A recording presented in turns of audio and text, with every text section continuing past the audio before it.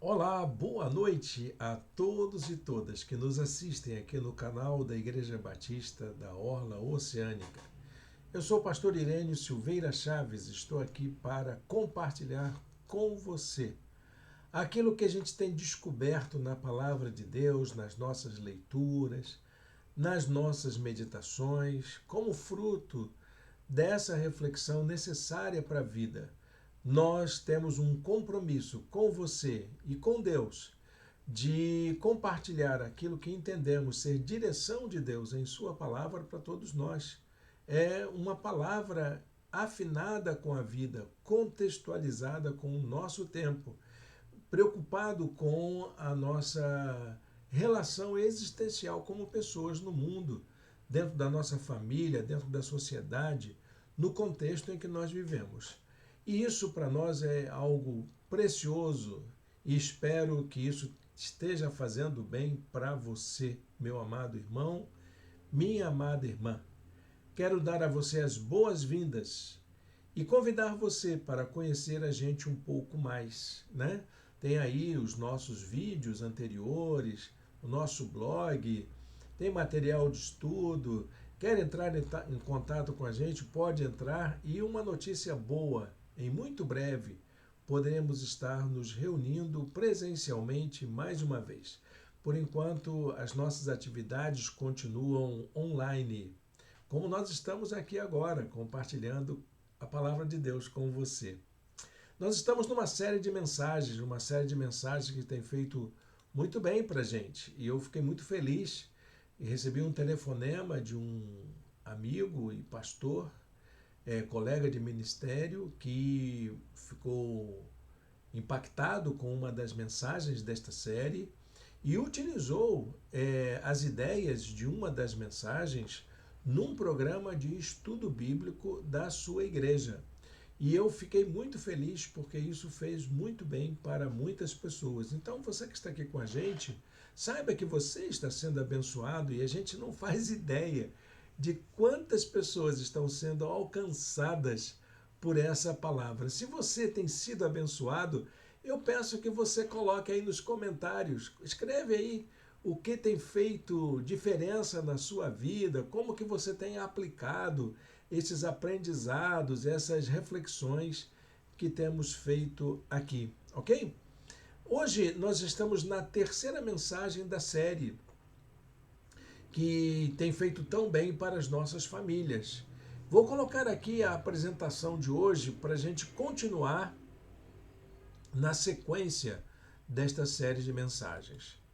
A série chama-se Conflitos Familiares. Nós estamos preocupados em construir uma cultura familiar de respeito nas nossas casas. Fala-se muito em valorizar a família, em honrar a família. Mas se há algo que a família precisa hoje, é de que todos e todas que fazem parte dela sejam respeitados na sua condição.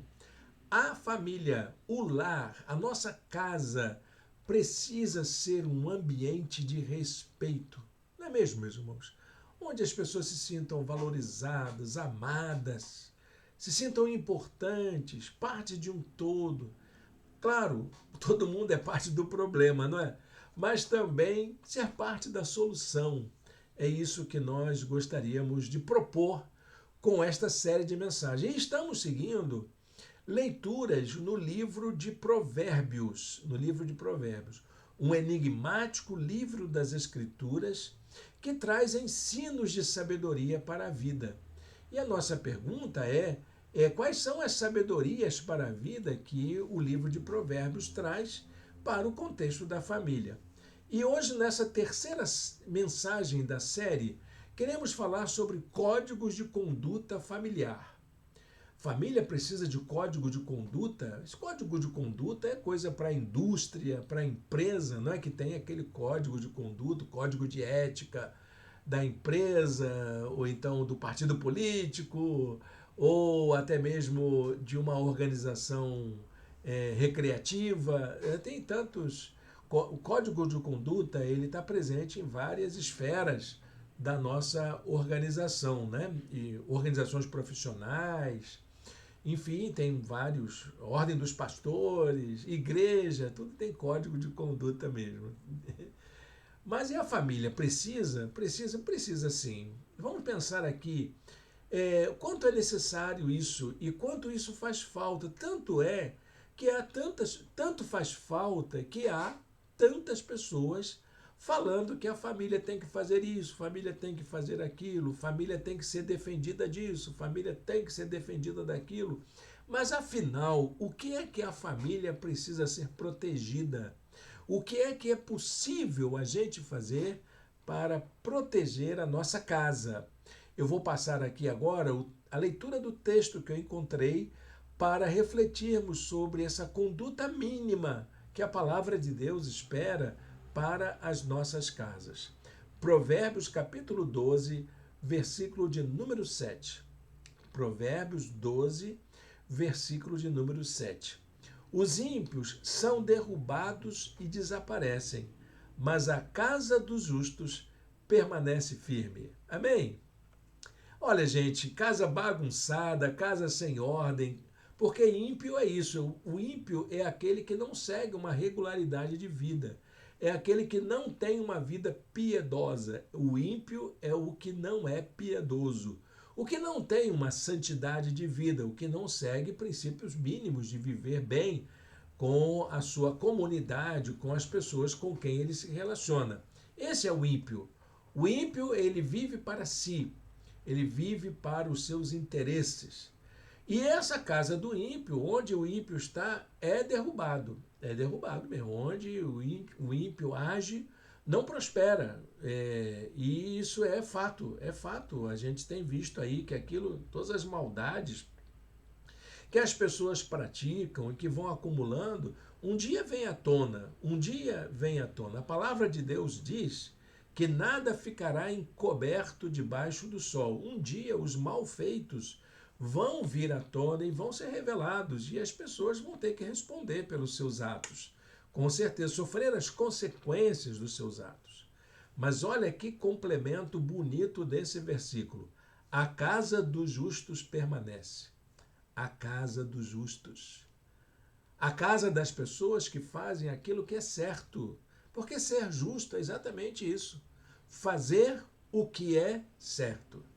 Muito bem, isso é uma breve exegese, né, do texto aí que eu fiz aqui, mas que eu gostaria que você pudesse pensar nisso. O que é a casa do justo? O que faz com que a casa da gente possa ser também a casa dos justos? Você gostaria que a sua casa fosse a casa dos justos? Vamos pensar nisso aqui então, nessa oportunidade. Quero deixar um versículo não, o versículo está aqui, mas uma frase para provocar o nosso pensamento, a nossa reflexão. Toda família precisa de códigos de conduta. Todas elas. Código de conduta não é privilégio de organizações sociais diferentes da família. A família também é uma organização social e ela precisa também de uma conduta mínima. Para que ela precisa? Toda família precisa de códigos de conduta que articulem atitudes que são desejáveis e que articulem também o respeito às diferenças em casa. Então, essas atitudes que são desejáveis são aquelas que favorecem o respeito às diferenças. Nós não somos iguais na nossa casa. Papai, mamãe, o filho, o vovô, a vovó, o tio, a titia, o cunhado, não são pessoas iguais. Nós não somos iguais uns aos outros. Cada um tem a sua peculiaridade. E é preciso que essas peculiaridades sejam respeitadas dentro de casa. Uma boa política familiar é aquela que promove a convivência entre os diferentes e corrige o tratamento com os antagônicos. Isso é baseado numa frase do pedagogo brasileiro que propôs uma reflexão sobre isso. Paulo Freire, ele falava muito sobre isso, que é um aprendizado, e a gente traz aqui para nossa, isso é da pedagogia da autonomia, né? A gente traz para a nossa realidade o seguinte: as nossas famílias precisam conhecer um caminho de relacionamento em que haja uma boa convivência entre os diferentes, mas que também aqueles antagonismos sejam ajustados para que a gente possa conviver com eles, não é verdade?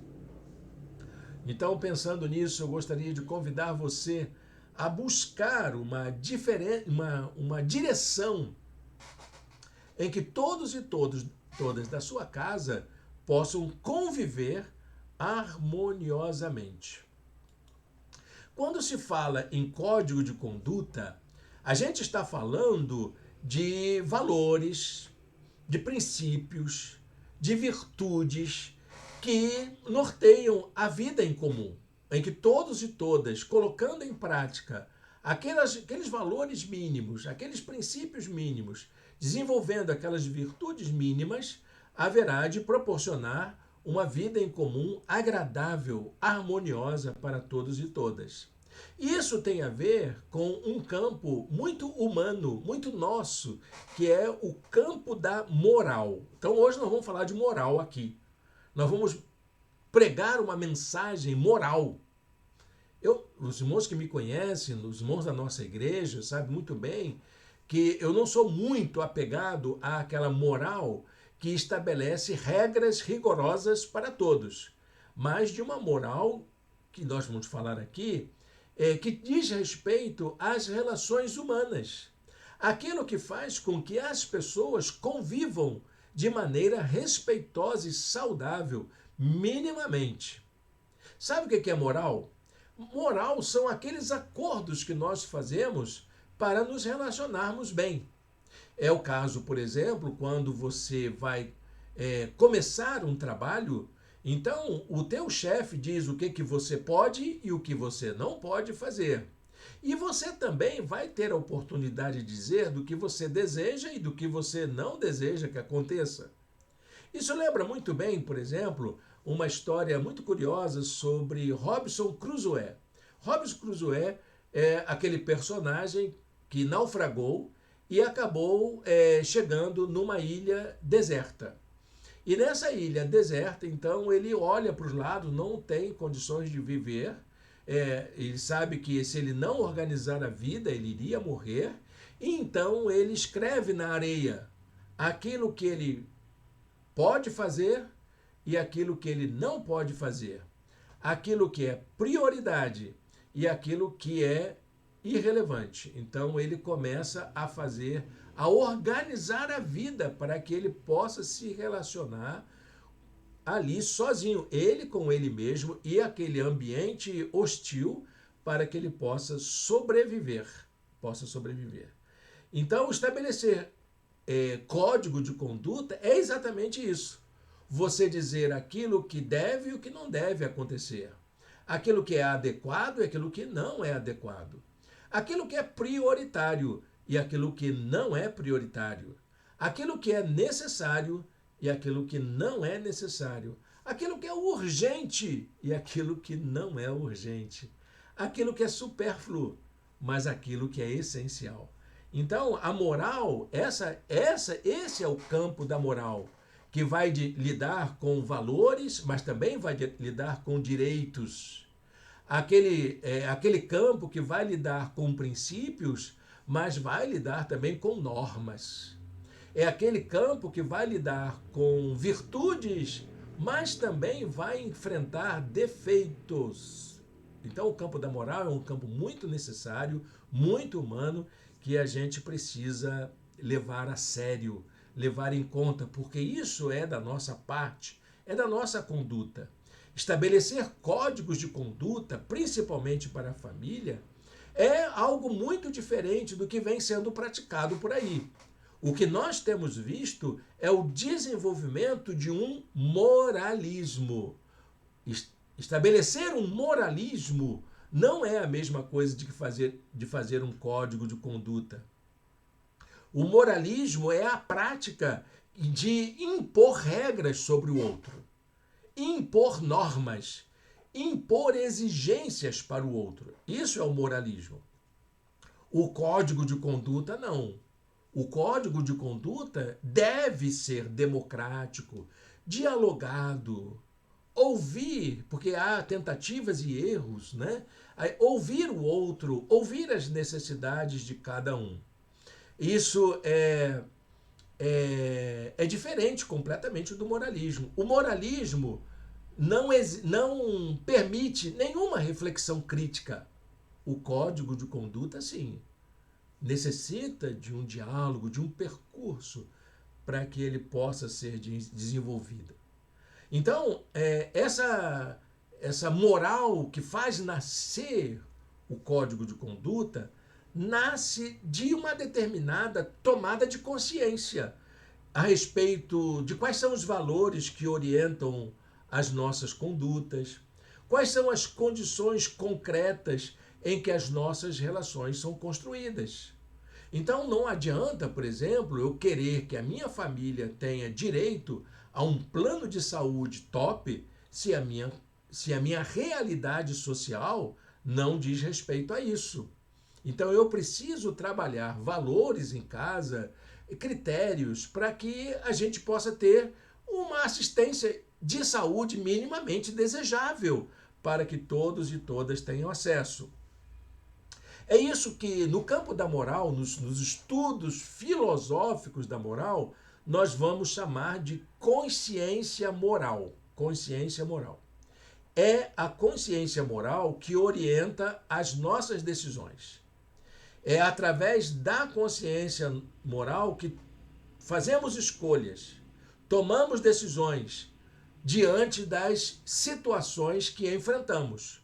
Então, à medida que os problemas acontecem, a nossa consciência moral é acionada para tomar as decisões mais certas.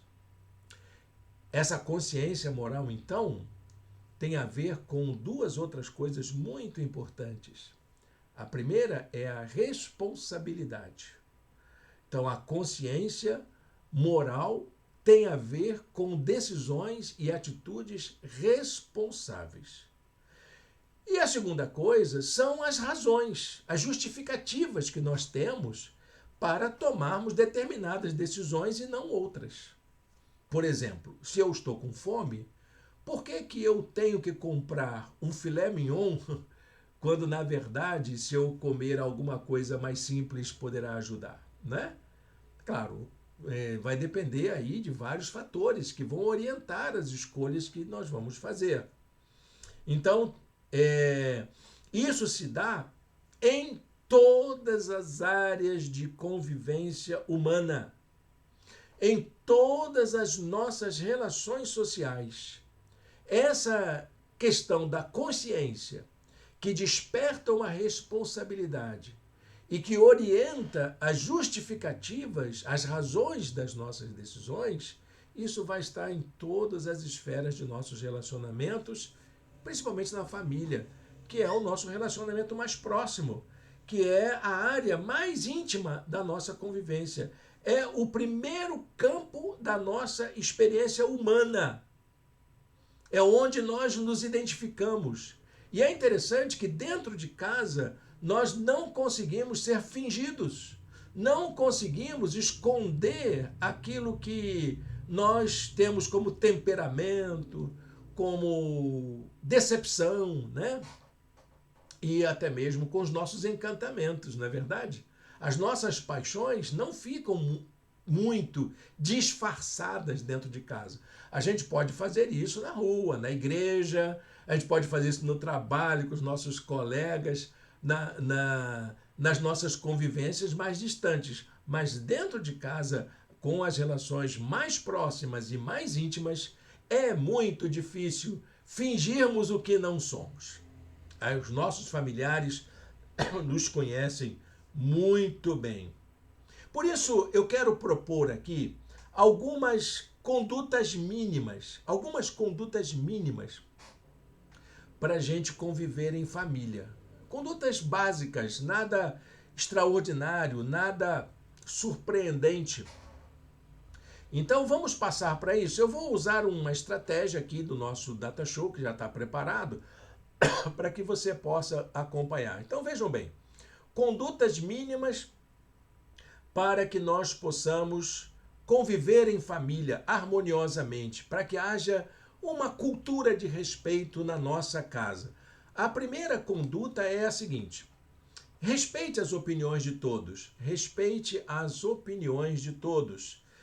Essa estratégia, né, essa necessidade, essa ação, ela é muito importante porque a família ela não pode ser um lugar de posicionamentos autoritários.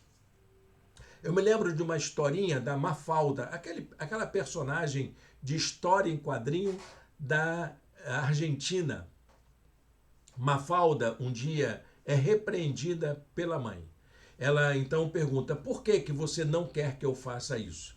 E a mãe então, para justificar a sua decisão, diz: porque eu sou sua mãe. Frase clássica, não é? Por que você não quer que eu faça isso? Aí a mãe responde: porque eu sou a sua mãe. E a Mafalda imediatamente responde: e eu sou sua filha. E ao que me consta, nós fomos diplomadas no mesmo dia. Opiniões são muito importantes dentro de casa, mesmo aqueles mais novos, mesmo os subalternos. Claro que tem que haver o respeito, eu concordo com você sobre isso, mas as opiniões, elas são necessárias e nem sempre elas coincidem, por causa da diferença geracional, por causa da diferença de formação, por causa dos gostos. Enfim, há várias razões para que as opiniões diverjam dentro de casa.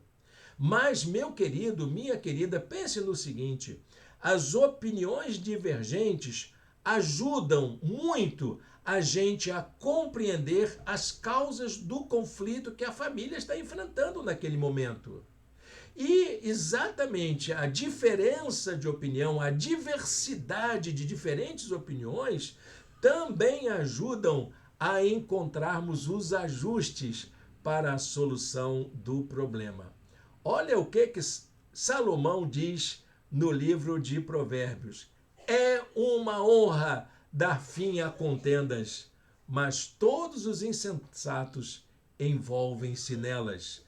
Olha, meu querido, minha querida, é uma honra você ouvir opiniões divergentes para ajudar a terminar os conflitos. É na multidão de conselhos que vamos encontrar respostas. Segunda conduta mínima para a vida em família: exercitar disciplina. Olha, pastor, mas então teremos que ser severos? Quem disse que disciplina é severidade? Disciplina é um exercício. Preste bem atenção, disciplinar não é dar corretivo. Disciplinar é proporcionar um aprendizado. E muitas vezes esse aprendizado, ele precisa ser feito com paciência, com dedicação, e sabe que vai errar e tenta de novo. É assim que a disciplina acontece. A disciplina é a capacidade que a gente vai adquirindo com a vida de adiar uma solução, uma necessidade em nome de uma necessidade maior, em nome de algo maior que está por vir.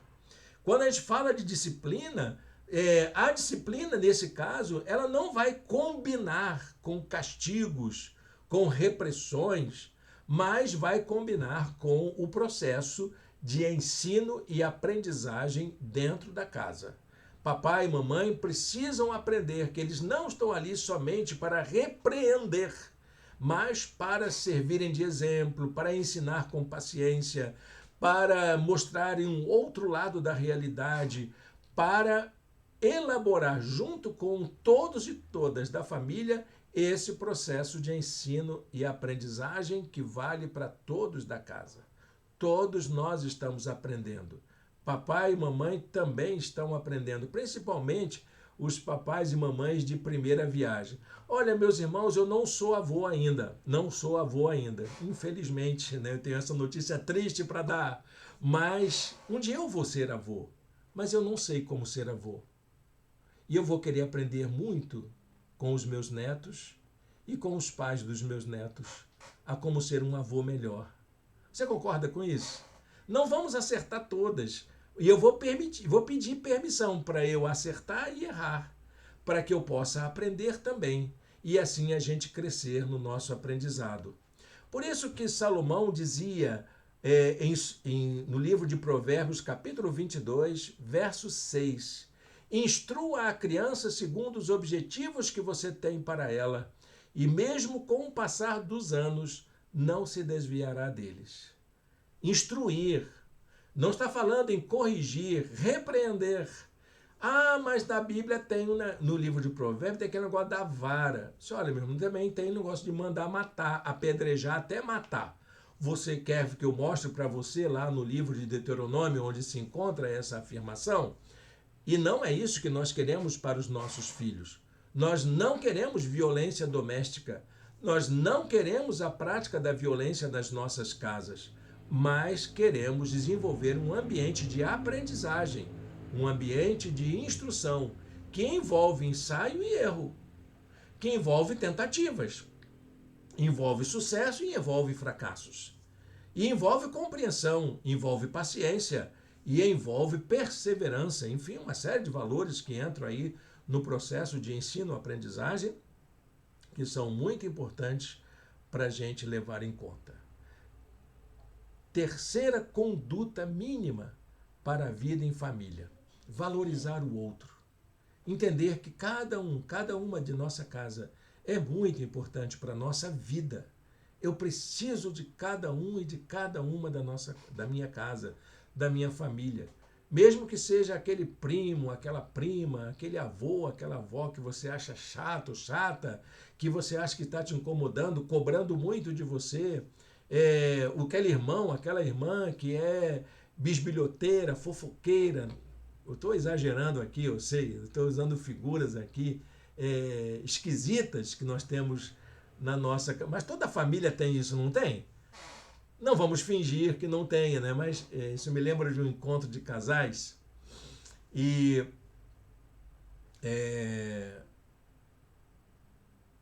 o orador estava fazendo uma pesquisa que foi feita. Dizia de cada 10 casais, 9 enfrenta conflitos. De cada 10 casais, 9 enfrentam conflitos e um é mentiroso. Não é verdade? De cada 10 famílias, vamos fazer uma estatística aqui, de cada 10 famílias, 9 tem problema de relacionamento lá com os membros esquisitos, esses estranhos membros da família. E uma é mentirosa. Com certeza está mentindo aí. Se você diz que não tem, você deve estar enganada aí. Cada pessoa precisa ser reconhecida, não pelos seus defeitos, não pelos seus problemas, ainda que eles sejam marcantes, ainda que eles façam até a gente sofrer, mas cada um precisa ser reconhecido em seus direitos e dignidade. Me lembro de uma senhora que frequentava a nossa igreja, lá em Mendes.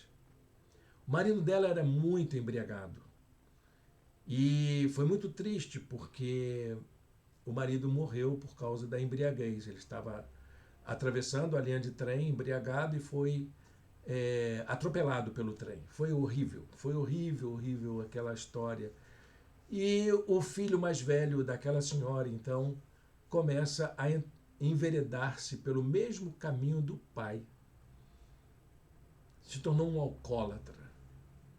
E como era difícil a luta daquela mãe ver o filho se definhar como pai pelo caminho do alcoolismo.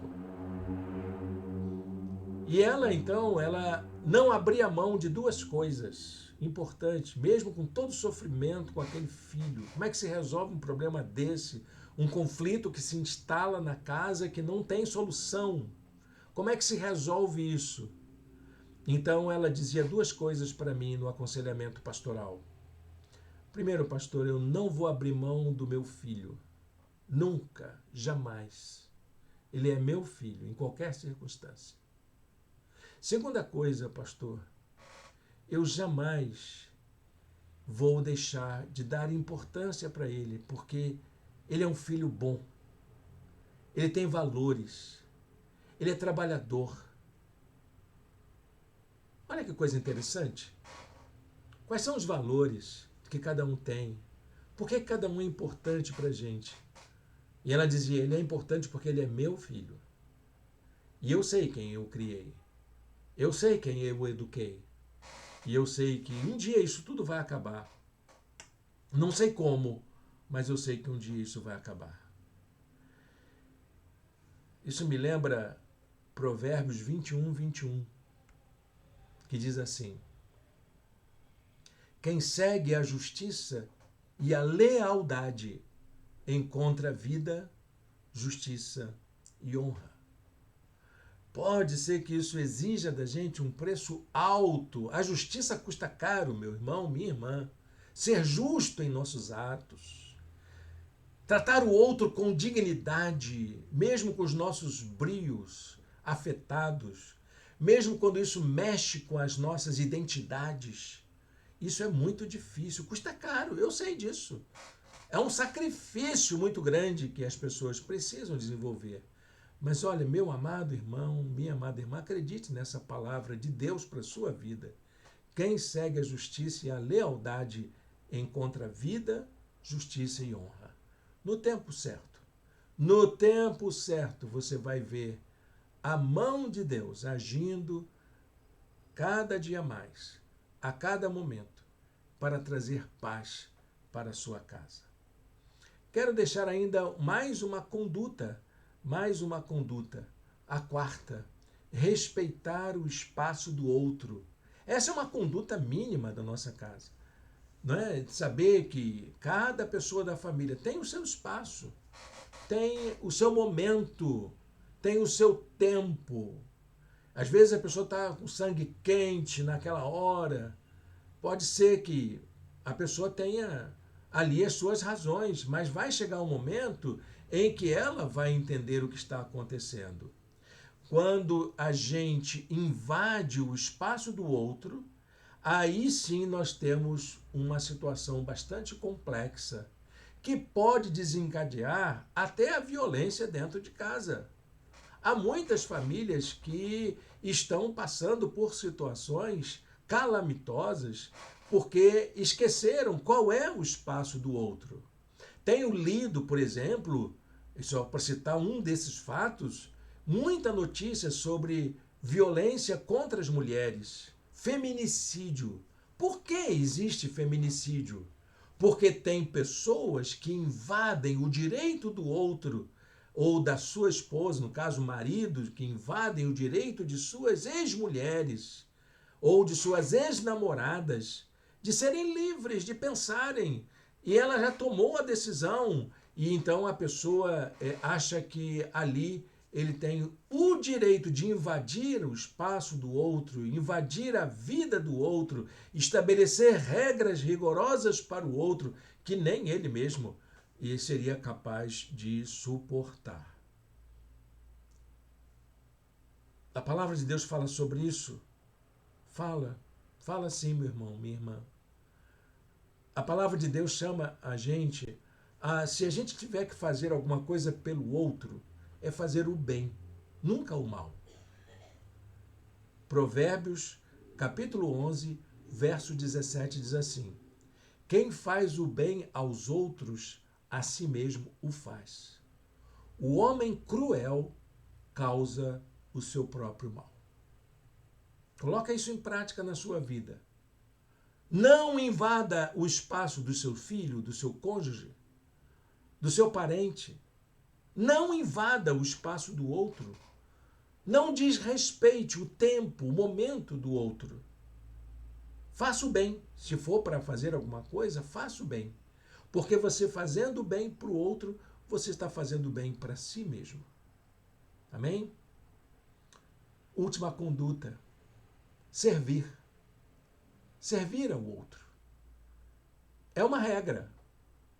Não, eu não diria nem uma regra só, é uma exigência.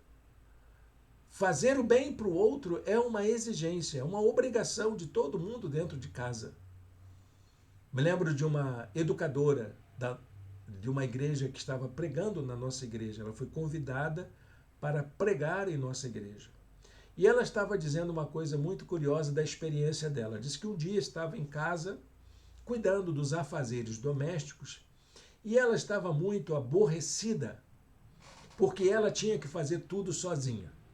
Não é? Isso é uma característica das famílias brasileiras, não é?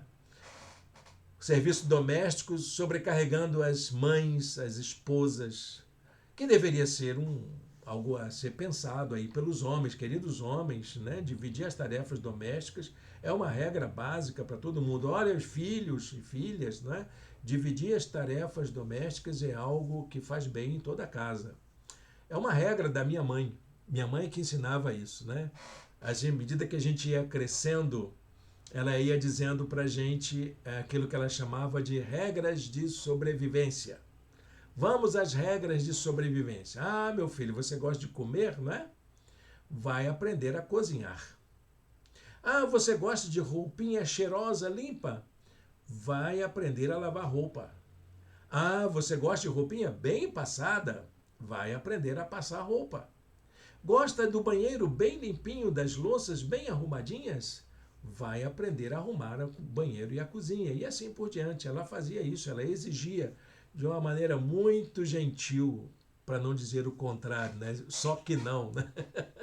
E a gente precisava aprender aquelas regras de sobrevivência. Regras de sobrevivência. Eu entendi que eram tão necessárias quando eu comecei a viver sozinho, tive que morar sozinho. E eu lembrei das regras de sobrevivência da minha mãe. Aquilo que eu quero para mim, eu preciso querer para o outro. Aquilo que faz bem para a minha vida é aquilo que eu posso fazer para o outro. Fazer o bem é uma forma de você ser uma pessoa abençoadora. Fazer o bem, eu digo até mais com a palavra de Deus, fazer o bem é agradar a Deus. É servir a Deus. Servir ao outro é servir a Deus. Eu digo mais para você, Deus não precisa dos seus serviços. Quem precisa é o seu próximo. E a sua casa é o lugar onde você pratica isso. Lembre-se desse texto de Provérbios 16, versículo 3. Consagre ao Senhor tudo o que você faz. Tudo. Tudo que você faz pelo seu irmão, pela sua irmã, pelo seu pai, pela sua mãe, pelo seu cônjuge, pelos seus avós, pelos seus tios, pelos seus primos, consagre tudo. E todos os seus planos serão bem-sucedidos. Amém? Acho que podemos concluir essa palavra. 5 regras básicas para você colocar em prática na sua casa. Primeira, respeite as opiniões. Segunda, exercite a disciplina. Terceira, valorize o outro. Quarta, respeite o espaço do outro. E quinta, sirva ao outro. Meu irmão, minha irmã, a família não pode se transformar num tribunal moral. Ela não é para isso. A família não é para se transformar num tribunal em que as falhas são punidas, em que os deslizes, os descuidos são repreendidos severamente, de forma rigorosa. Não, a família não é um tribunal. A família precisa ser um espaço de acolhida, um espaço de convivência, um espaço em que a gente consiga exercitar misericórdia e compaixão para o outro. O livro de Provérbios tem uma passagem que vale muito a pena a gente lembrar. É uma palavra que fala sobre a maneira como nós tratamos os pecados. Salomão diz assim: quem esconde os seus pecados não prospera. Mas quem os confessa e os abandona encontre a misericórdia. Família tem que ser um espaço onde as pessoas se sintam seguras para se abrirem, para se mostrarem nas suas fragilidades e ainda assim serem amadas e respeitadas. A família precisa ser aquele espaço onde aquele nosso parente, aquele nosso querido, o nosso filho, o nosso pai, cometeu algo que desagrada a gente.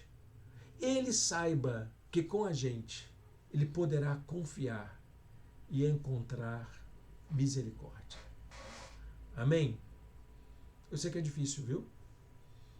Um dia participei de um encontro de casais e o irmão que foi dar o testemunho foi falar da experiência dele com o pai. E ele passou a infância dele, a juventude, a adolescência e a juventude espraguejando o pai. Ele tinha ódio do pai, um ódio mortal. Um dia, a graça do Senhor alcançou a vida dele. Ele se converteu, se tornou um cristão e começou a sua vida de crescimento espiritual, de comunhão na igreja.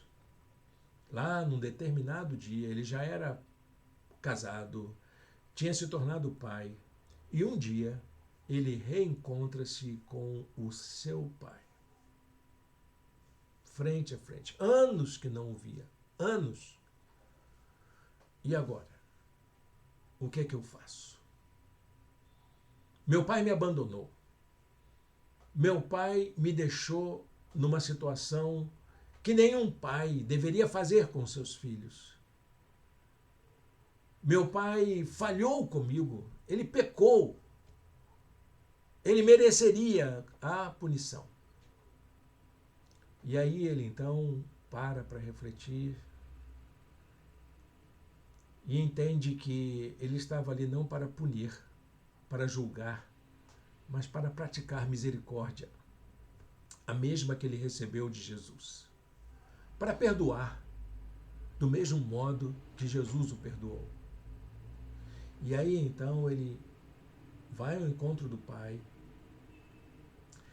dá um abraço no pai, caloroso, o beija e ali começa um novo relacionamento. Quando está naquele momento em que eles estão começando a se entenderem, o pai resolve se confessar, mostrar suas opiniões, suas razões. E aí então é possível haver o perdão, haver aquela aproximação. E foi tão bonito quando aquele irmão testemunha de que até hoje, até aquele dia que ele testemunhava, ele convivia com o pai como um amigo. Que Deus abençoe a gente. Que Deus nos abençoe, meus irmãos e minhas irmãs, para a gente fazer da nossa casa um ambiente de acolhida, um ambiente de misericórdia, um ambiente de graça, um ambiente de perdão. Amém? Feche seus olhos, fale com Deus. Você tem as suas razões para orar pela sua família. Eu também tenho as minhas para orar pela minha família. Que Deus nos abençoe para que isso aconteça na nossa casa. Senhor Deus e Pai, derrama teu Espírito sobre nós para fazer dos nossos lares um ambiente de acolhida, de graça, de amor, de compaixão, de misericórdia, de perdão uns para com os outros. Que nós possamos, ó Deus, estabelecer na nossa casa não regras morais rígidas, mas condutas mínimas para uma convivência amorosa entre todos e todas. Te oramos em nome de Jesus. Amém. Amém, meu irmão, minha irmã. Estamos chegando ao final da nossa mensagem. Quero te agradecer pela sua companhia aqui e desejar um restinho de domingo agradável na presença de Deus. Em muito breve estaremos retomando nossas atividades presenciais, mas anota já o endereço de onde vai acontecer. Será na rua Paulo César, número 150, no bairro do Jardim Caraí, ali vindo do Santa Rosa para a Roberto Silveira. Fica exatamente atrás do Colégio Abel. E eu convido você para já se organizar, já vamos começar a fazer as nossas campanhas, as nossas divulgações. Será um espaço compartilhado com a Igreja Anglicana de Icaraí. Então será um ambiente muito agradável de convivência fraterna entre co-irmãs e espero que isso faça bem para você também. Deus o abençoe. Até o próximo domingo com a graça do nosso Deus.